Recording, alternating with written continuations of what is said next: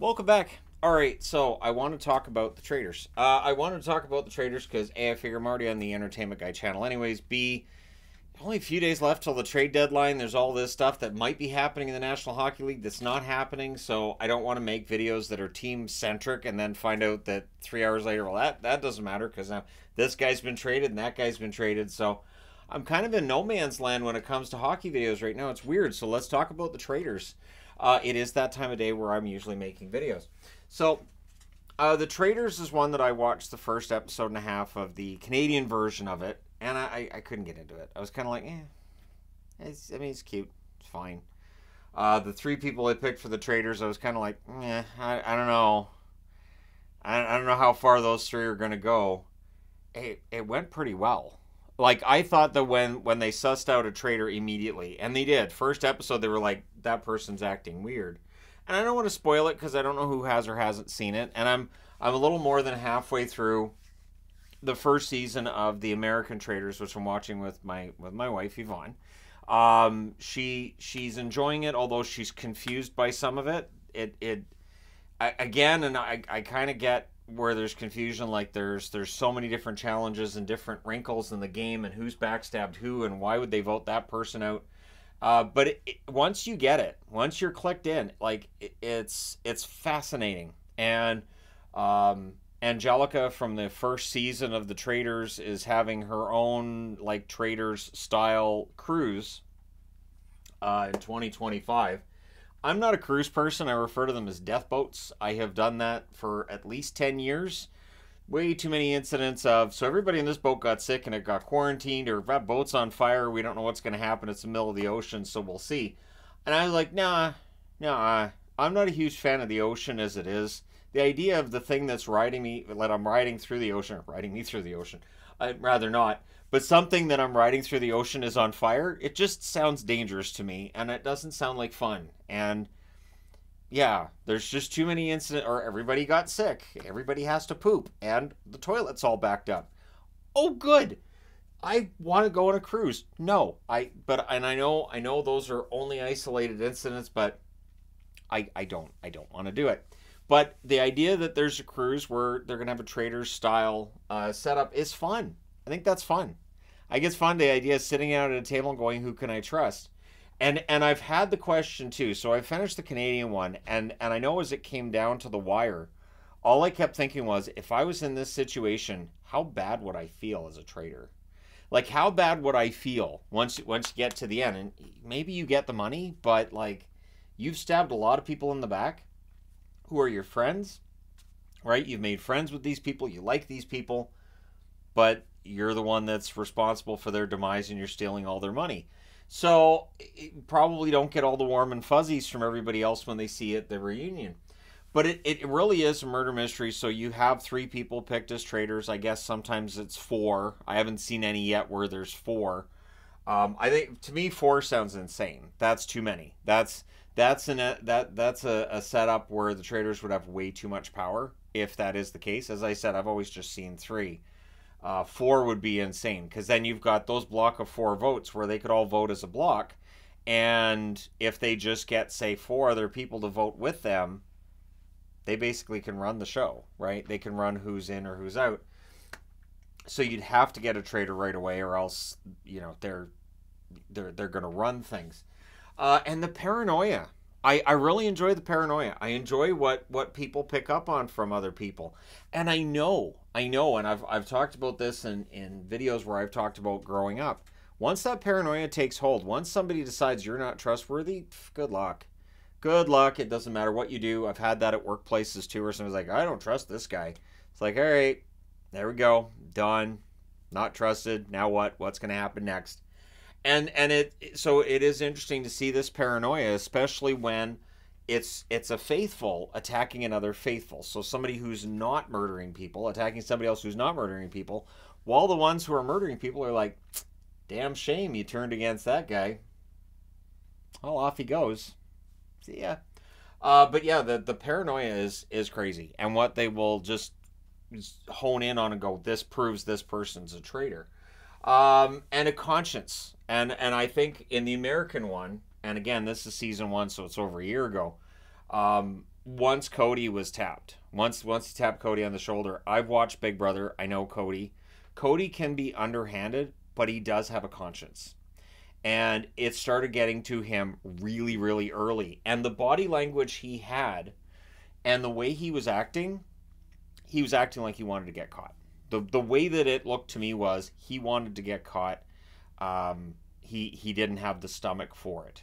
So it made total sense when he got banished that would happen, because yeah, it's not his thing. Now he's from Big Brother, and I want to talk about that too, because I think there's endless ways this can go. It's so simple, and yet it is something that I think this could go on forever. Like, we're talking survivor level, where there's like 50 seasons of it, that kind of thing. The one thing that bothers me with the show is that when I watch New Zealand, US, and Canada, the competitions are the same. That's the one thing that bothers me, where I'm like, couldn't they come up with different competitions? Like, there's minor differences between them, and you can see the difference in budget too. You can see that some have, like, the American one's gonna have the big over-the-top budget, the Canadian decent budget, the New Zealand one, it feels like more of a low budget one than the other ones. And maybe that's part of the reason why it's not as highly acclaimed as the others. But I'm going to watch the Australian one. I'm going to watch the UK one. I may even hop over and watch the Dutch one with subtitles. There's a French one. There's a French one that's available to me through my on-demand. I can watch subtitles. That doesn't bother me at all. I did that with Too Hot to Handle, with the Brazilian and the Latino versions. Bring it on. I have no problem with subtitles. And then just to see, like, different societies now at work. Like, one thing I noticed with the American one, with the first season, comparatively speaking with the Canadian one, it felt like they were like, okay, you two people are traitors. We know you two are traitors. So they sit down, they have a banishment, they banish one, and then the one they don't banish, of the two that they're zeroing in on, they kind of leave them alone the next episode. Next episode, like, you know what? We're going to look at this person now. We're going to look at that person. Then we're going to look at that person. And on the American one, it's just, that person's a traitor. It doesn't matter what episode it is. They will just keep pointing at the same person over and over and over and over again. You're clearly a traitor. And what's funny is when they're like, yeah, we're all pretty sure you're a traitor, and they don't banish them. And I'm like, wait, if you think that's a traitor, you have to banish. What are you doing? Why are you banishing people you think might be, when the one that you're sure, and they're wrong? The funny part is they're wrong. That's where it's really interesting is, it's a good thing that they don't go with their gut that tells them that person's a traitor, but they don't lose that focus. That focus is, I think that, and that's it. And now I haven't been on the New Zealand one enough to know if that happens elsewhere, but I think it showed a difference to me between the Canadian cast and the American cast. The Canadian cast, it was a shifting target. Every episode, it was a different person they were targeting at banishment. It was really interesting to see how they handled it. And the American one, and the other thing too that I've noticed, and this could be editing, it feels like the Canadian ones were better at hiding, the traitors I'm talking about, were better at hiding their reactions when something happened in the boardroom. So if somebody got banished that they weren't happy about, Canadian traitors could just roll with it. American ones, not so much. They keep showing, like, Cirie with her eye rolls, and I'm like, are they editing that in to make it look like she's doing the eye roll there? Is she actually doing the eye roll? Because it seems really obvious to me, and yet apparently it's not to anybody else. So it's just one of those things. And again, I know it's season 1. I know for people who've watched the whole series, you're gonna be like, well, that was a while ago. I avoid spoilers. I'm very good at avoiding spoilers as much as possible. Love Island ended weeks ago. I'm still watching it. So one thing I'd like to see, there's been people from Survivor on the show. There's been people from Big Brother on the show. I would love to see a version of the Traitors where you have members of casts of certain shows. Now, The Challenge does this, right? The Challenge USA, where you have members from Survivor, from Big Brother, as well as from the Challenge itself. And I think that's fascinating to see how these little cliques are there. And there's little cliques in the Traitors, but how much better would it be if you had a season where they were all people from Big Brother? So they all know each other. It'd be harder for the Traitors to get away with stuff, because they'd be like, I know. And that's something that I think hurt the New Zealand one a little bit, is people know each other. Yeah, I know you. So you're not acting like yourself right now. You're kind of acting like a traitor. But I mean, Survivor, you can have really cutthroat people on Survivor. Survivor and Big Brother are also shows that are built on deception. And so you're definitely dealing with people who are already in that sort of vein. I think the fact that it's murdered, I think that's part of it. Is that like you aren't actually hurting anybody, but just it feels really visceral. Like they're gone. Oh, that feels wrong and bad. And there's times where people are really upset over who they're voting to banish, and it doesn't feel like people are as upset. There's a finality to it on the Traitors that is interesting. And Love Island, Bachelor in Paradise, any of them. If you could just you could have endless seasons of this show. You could have endless iterations of this show. Now, if it was the cast of Love Island, that would be honestly really, really hilarious because A, they'd all have to wear clothes, which if you've watched Love Island, they don't generally do that. And B, they're not always the oh, I think it was Jordan on Big Brother that said, I'm not the smartest crayon in the box. And I nodded and I said, Jordan, it's true. You're not the smartest crayon in the box. Because the phrase doesn't work on any level. It is just, and every now and then I hear this. It feels like it's happening more now where people are mixing their metaphors. And I'm like, that's not right. That's not right. It's to the point where Yvonne and I have been thinking about writing these down, where we want to write down things people say that off the cuff sound fine, but when you think about it, you're like, that didn't make any sense. And it's usually when people are trying to sound smart. You're like, no, that really doesn't. Those are the wrong words to use in that sentence.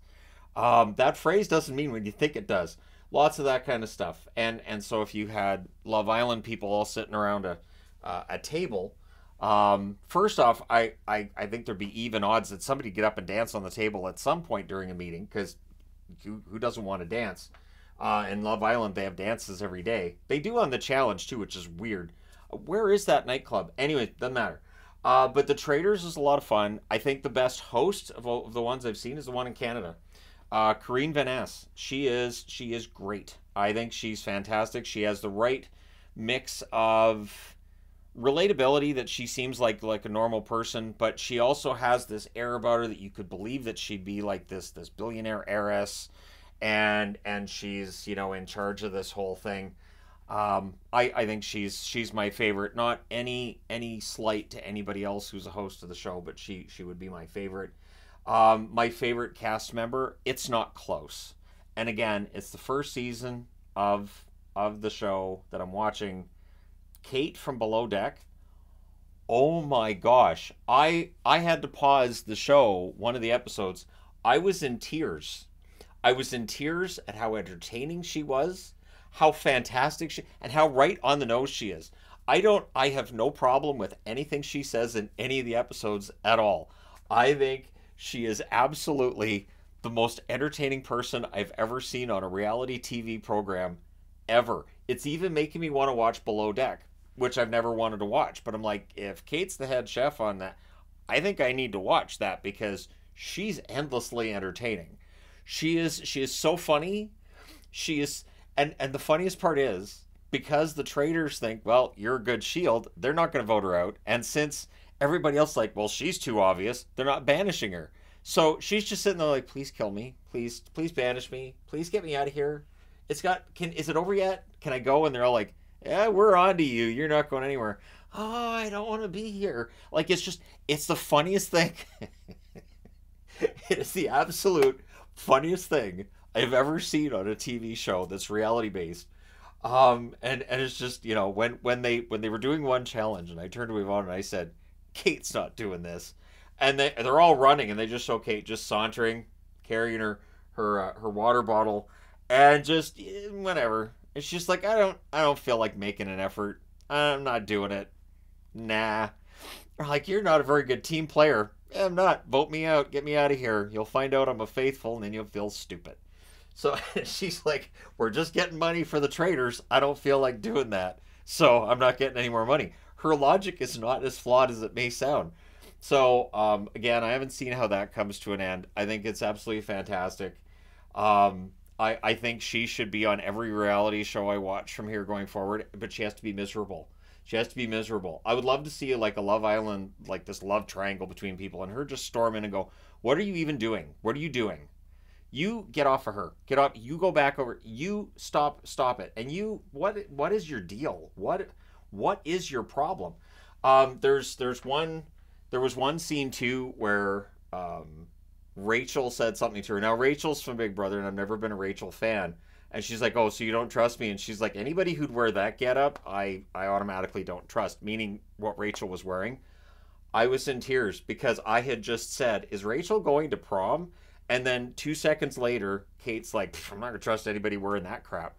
Absolutely love Kate. She's great. She's fantastic. Apparently, recently had a baby, and so she's starting her life as is, and sadly, I guess won't be back on any seasons of the Traitors. But man, if she ever came back, I'd make her a traitor. Like I would tap somebody on the shoulder. And it's the one question I have that I've been asking myself, like, could I do it? Like if I was, and looking at the Canadian version, there's somebody from Abbotsford that was on season 1. I think Gurleen did well too. And honestly, Gurleen, she cried at one point on the show, and again, I don't want to spoil it for anybody. I felt bad for her, but I understood why she made the decision she did. And I think she's a really good player. So I'm from Abbotsford. Let's go. I don't know if I could be a traitor. I don't know if I could. I think I could, but I think that as the game went along, it'd be harder. Because now instead of just going, "Oh, we'll peg off that person, we'll peg off that person," they're people I know. And it'd be harder and harder for me to do that. I don't know if I'd be a good faithful either, though. Because I would probably have various theories. I might be pretty outspoken, and those ones end up going a lot of the time. So I might only last a couple episodes if I did end up on the show, but I'd absolutely love to be on it. I think it'd be great. I think of all the reality shows I've ever seen, I'm kind of like, you know what? That'd be fun. That'd be a fun show. But anyways, there you go. I've watched it, so for people who've been bugging me to watch it, I'm watching it. I'm in the process. I'm going to go do my treadmill, so I'll probably watch an episode of the New Zealand one while I'm doing the treadmill. That's generally how that works. And see just how clumsy the Traitors are in there, because they're clumsy. But that happens. Not all seasons have Traitors that are really, really smart and get everything done the right way. But yeah, let me know your thoughts. I've even thought about having, like, where we could have a game of it. Like I do meetups and stuff. I'm thinking to myself, like, man, you could do a party game with Traitors. You could easily do a party game with Traitors. This could absolutely work.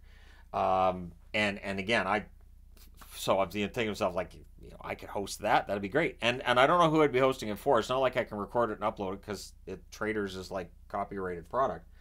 But it'd be fun. It'd be fun to see who could actually be a traitor, and who could stab everybody else in the back, and who would have a hard time with that and say, I can't do it. But anyways, let me know your thoughts in the comment section below as always. Don't forget to hit like and subscribe in the event you've not done so already. And I would guess that by the time we reach May or June, I'll have watched all of it. All the American ones, the Australian ones, UK, you name it. I'll watch it. I'll track down the Dutch one that was the original. I'll watch that. But I do hope that the sameness of the challenges drops off a bit. Because it's kind of, I mean, it's not anticlimactic because obviously you have different groups, so there's going to be different outcomes. But it'd be fun if they were different challenges. But let me know your thoughts on that as well. And hey, this is the newest franchise. It's amazing how reality TV shows franchise like this, and whoever thought of this game and dreamt it up, smart. Really, really smart. This might be one reality TV show that everybody can enjoy. Because who didn't enjoy the game Clue when they were a kid? And this is like that on steroids. Thank you guys so much for all your support as always. I will talk to you again soon.